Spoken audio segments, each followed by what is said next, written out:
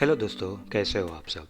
NSDL यानी कि national securities depository limited, ये एक ऐसा IPO है जिसका शायद सभी को इंतज़ार था।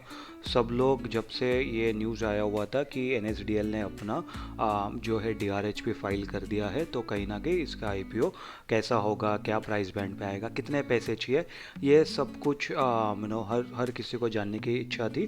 और डेफिनेटली ये IPO फाइनली आ गया है। अब ये IPO जिस दिन आ रहा है उसी दिन और दो IPO आ रहे हैं इसी के साथ साथ। बट मुझे ऐसा लगता है जितना लोगों का इंटरेस्ट है इस IPO में, बाकी सारे IPOs को ये ओवर शैडो कर देगा।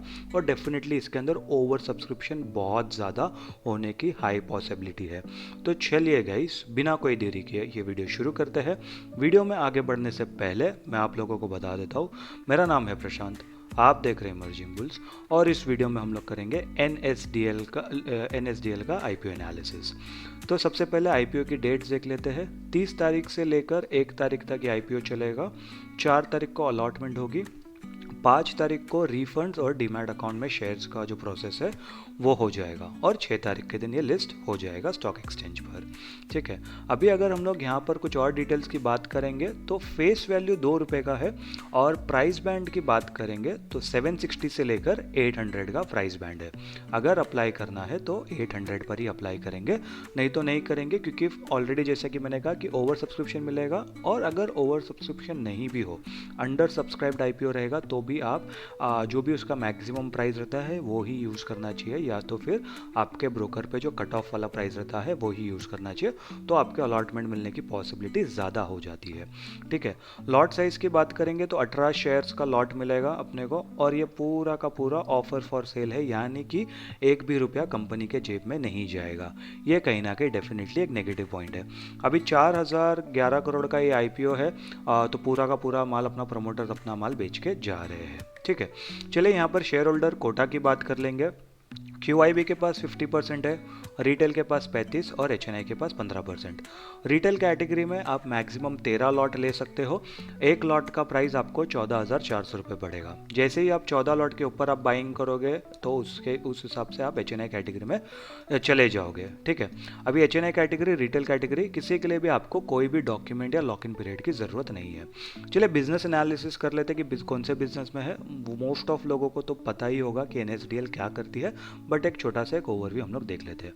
तो ये कंपनी शुरू हुई थी 2012 में। अभी ये जो कंपनी है NSDL, ये SEBI registered market infrastructure institution है। ठीक है, ये क्या करती है, लोगों का काम क्या है, act as a securities depositories in India, maintains electronic records of allotment and ownership transfers of securities.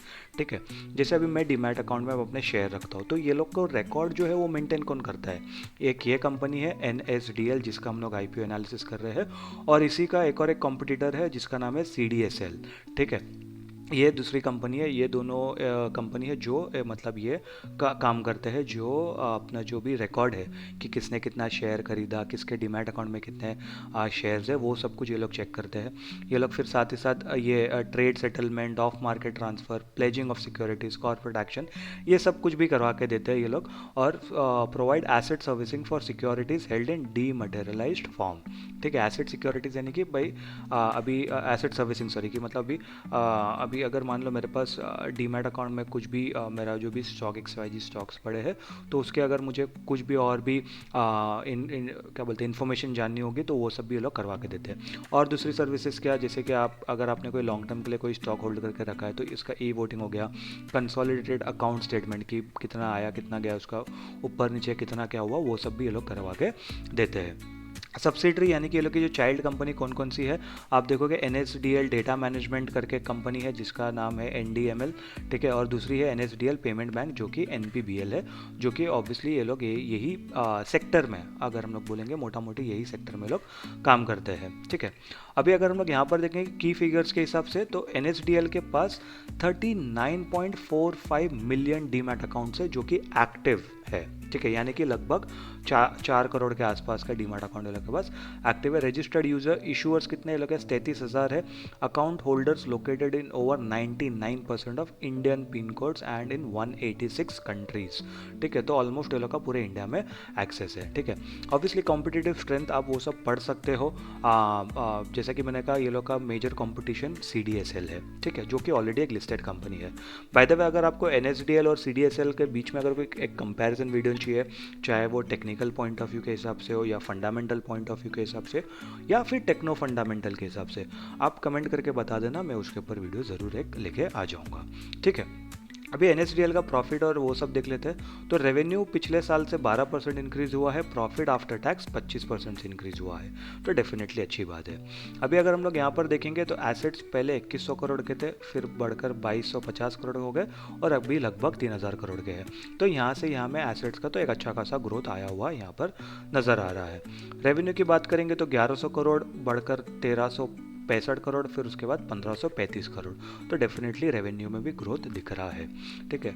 Profit after tax की बात करेंगे तो 235 करोड़ के आसपास, 275, फिर उसके बाद 350 करोड़ यानी कि 343 करोड़ के आसपास का प्रॉफिट यहाँ पर नज़र आ रहा है। तो मोटा मोटी अगर हम लोग देखेंगे तो 20-22% के आसपास का ये लोग का प्रॉफिट मार्जिन यहाँ पर है। रिजर्व्स एंड सरप्लस की बात कर लेते हैं तो रिजर्व्स देखेंगे तो 200 करोड़, 216 करोड़ और 230 करोड़, तो रिजर्व्स में तो इतना ज़्यादा ग्रोथ नहीं आया है, बट फिर भी अगर हम लोग देखेंगे तो मोटा मोटी 15-16% का 2023 के मुकाबले में ग्रोथ डेफिनेटली दिख रहा है। चलिए कुछ और इंपॉर्टेंट नंबर्स की बात कर लेते हैं। तो 16,000 करोड़ की ये कंपनी है, डेफिनेटली एक लार्ज कैप कंपनी कंसिडर की जाएगी mid cap to large cap वाले लेवल में। ROE देखेंगे तो 17% का है, ROCE 22% का है। नंबर्स अच्छे हैं, मतलब इतने ज़्यादा भी अच्छे नहीं है, ठीक ठाक ही नंबर है, स्पेशली ROE, क्योंकि मेरे हिसाब से ROE 20% का तो होना चाहिए था, बट ये बुरा बिल्कुल भी मैं नहीं कहूँगा। बाय द वे ROE और ROCE के ऊपर एक वीडियो है चैनल पर, आप वो जाके देख सकते हो। पैट मार्जिन डेफिनेटली अच्छा है, 22.5% के आसपास का पैट मार्जिन है। EBITDA मार्जिन भी कहीं ना कहीं 24% का, जो कि अच्छा ही लग रहा है। प्राइस टू बुक वैल्यू देखेंगे तो 8% का, मतलब 8 का बुक वैल्यू है। ठीक ठाक है, इसको मैं ज़्यादा हाई भी नहीं कहूँगा, ज़्यादा लो भी नहीं कहूँगा, कहीं ना कहीं इंडस्ट्री के हिसाब से ठीक ठाक है। EPS देखेंगे तो 17 का है और पोस्ट IPO भी उतना ही होगा, क्योंकि जो नए शेयर्स इशू नहीं हो रहे हैं तो ये कम नहीं होगा, प्रमोटर्स अपना माल बेच के जा रहे हैं, करेक्ट। और PE रेशियो की बात करेंगे तो 46 का है, थोड़ा सा हाई लगता है, बट अगर हम लोग कॉम्पिटिशन को अगर एनालाइज करेंगे तो उस हिसाब से मेरे हिसाब से ये ठीक ठाक है।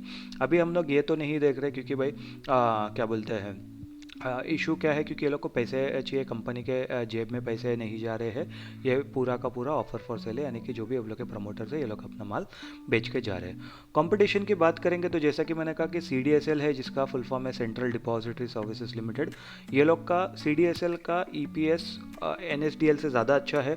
और फिर अगर PE रेशियो की बात करेंगे तो NSDL का अगर हम लोग ने देखा था अभी 46 था करेक्ट, तो 46 का है, 46 के हिसाब से तो भाई ये कंपटीशन के हिसाब से तो डेफिनेटली अच्छा लग रहा है। PB रेशियो भी अगर हम लोग देखेंगे तो 8 का PB रेशियो था NSDL का, और CDSL का कहीं ना कहीं 20 का है, तो डेफिनेटली कंपटीशन के हिसाब से तो हम लोग को ये लग रहा है कि NSDL फेयरली वैल्यूड है। GMP की बात कर लेते हैं तो आज जब मैं ये वीडियो बना रहा हूँ संडे के दिन 135 का GMP दिखा रहा है, यानी कि लगभग 17% के आसपास का GMP यहाँ पर मिल सकता है, जो लोग भी लिस्टिंग गेंस के हिसाब से इसके अंदर अगर अप्लाई करने का सोच रहे हैं। मैं हमेशा कहता हूँ कि लिस्टिंग गेंस के हिसाब से सिर्फ अप्लाई करना नहीं चाहिए, हमेशा कंपनी देखनी चाहिए कि कंपनी क्या हम लोग को इन फ्यूचर अच्छे रिटर्न्स ला सकती है या नहीं ला सकती है। अभी अगर आप यहाँ पर देखोगे, देखो स्टॉक मार्केट में जो लोगों का जो नंबर है, ठीक है, वो नंबर तो ऑब्वियसली ऊपर जा रहा है, मार्केट भी ऊपर जा रहा है, लेकिन दिक्कत क्या आ रही है कि अभी लोग ना ट्रेडिंग में ज़्यादा फोकस कर रहे हैं, ऑप्शन उस सब में ज़्यादा फोकस कर रहे हैं। जब ये नंबर हम लोग का म्यूचुअल फंड उस सब में ज़्यादा अच्छा हो जाएगा, जब स्विंग ट्रेडिंग के हिसाब से थोड़ा ज़्यादा अच्छा हो जाएगा नंबर, और लॉन्ग टर्म इन्वेस्टमेंट के हिसाब से ज़्यादा हो जाएगा, अगर वो म्यूचुअल फंड्स ना भी हो, नॉर्मली अगर मैं स्टॉक लेता हूँ तो ये ज़्यादा बेनिफिशियल होगा, क्योंकि जो नंबर हम लोग को राइज दिख रहा है वो ट्रेडिंग अकाउंट्स में ज़्यादा राइज दिख रहा है, तो वो इतना शॉर्ट टर्म के लिए अच्छा है वो लॉन्ग टर्म के लिए कहीं ना कहीं इतना सस्टेनेबल एटलीस्ट मुझे तो नहीं लगता है। ठीक है, आप ज़रूर कमेंट करके बताना कि आपको क्या लगता है उस बारे में। बाय द वे, अगर मैं ये बात बोलूँ कि ये कंपनी डेफिनेटली आपको लॉन्ग टर्म में एक अच्छा रिटर्न दे सकती है, ऐसा नहीं कि नहीं, एक सस्टेनेबल रिटर्न, मतलब आप ये एक्सपेक्ट नहीं कर सकते हो कि आज आपको ये स्टॉक 800 रुपये में मिल रहा है तो अगले साल ये 1500 या 2000 रुपये का हो जाएगा, ऐसा नहीं होगा। हाँ, लेकिन अगर आप ये सोच रहे हो कि मैं इसके अंदर 5 साल 6 साल 8 साल 10 साल इन्वेस्ट करूँगा और आज ये 800 रुपये का है तो इवेंचुअली ये 5000 6000 तक का हो सकता है, तो इसकी पॉसिबिलिटी ज़्यादा है, क्योंकि ऑब्वियसली अपना इंडियन मार्केट अभी थोड़ा सा मेच्योर हो रहा है और जैसे जैसे इंडियन मार्केट मेच्योर होगा, जैसे जैसे नए इन्वेस्टर्स लोग आएंगे, वैसे वैसे ये सारी कंपनीज को डेफिनेटली प्रॉफिट मिलेगा और सस्टेनेबली लोग बिजनेस ग्रो कर सकते हैं। तो ये कहीं ना कहीं मैं इस हिसाब से तो बोल सकता हूँ कि कहीं ना कहीं ये एक लॉन्ग टर्म व्यू के हिसाब से एक अच्छा बेट हो सकता है। अभी अगर मैं आईपीओ की बात करूँ, ठीक है, कंपनी के हिसाब से तो सही है। अभी इसके अंदर इतना ज़्यादा मुझे लगता है ओवर सब्सक्रिप्शन होगा।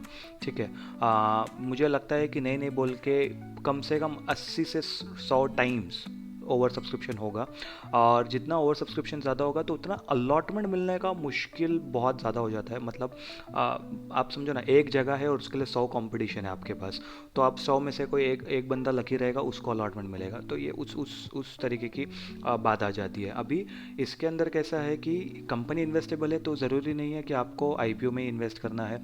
आप जैसे ही लिस्टिंग हो जाती है उस दिन पे आप इन्वेस्ट कर सकते हो। हाँ, उससे ये एक चीज़ हो सकता है कि अगर लिस्टिंग गेंस होता है तो आपको वो लिस्टिंग गेंस नहीं मिलेगा और फिर आपको शायद हायर प्राइस पे वो खरीदना पड़ेगा वो स्टॉक।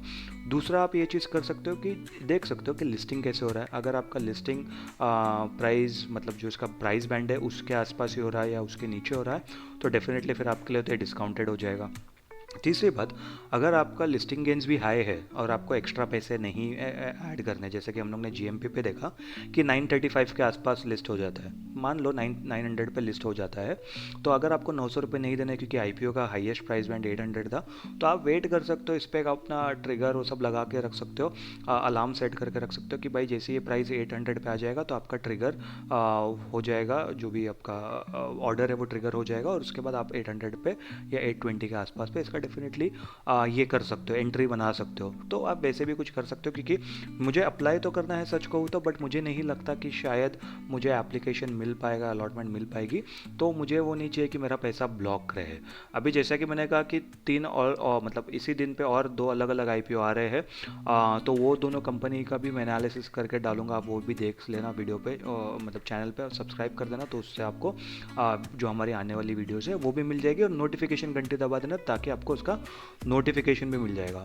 तो वो दोनों वीडियोस भी डालने के बाद या मुझे एनालिसिस करने के बाद मैं एक बार सोचूंगा कि क्या उस दोनों कंपनी में पैसे डालना वर्थ है या नहीं वर्थ है। अगर वर्थ है तो शायद मैं उन लोग में पैसे डालूँ और इसमें मैं सेकेंडरी मार्केट से मैं अपना बेट लूँ, या तो फिर मैं, अगर वो दोनों वर्थ नहीं रहेगा तो डेफिनेटली फिर मैं इसके अंदर अप्लाई करने का सोच सकता हूँ। अगर मैं अप्लाई करूँगा तो 2-3 लॉट कर सकता हूँ, ऐसा नहीं कि सिर्फ एक ही लॉट, बट 2-3 लॉट में डेफिनेटली जा सकता हूँ, क्योंकि बिजनेस कैटेगरी अच्छी है ये। तो आई होप गाइज आप लोगों को ये वीडियो पसंद आया होगा।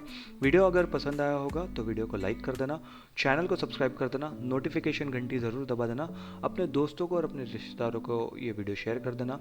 मैं मिलता हूँ आपसे अगले वीडियो में, तब तक के लिए गुड बाय।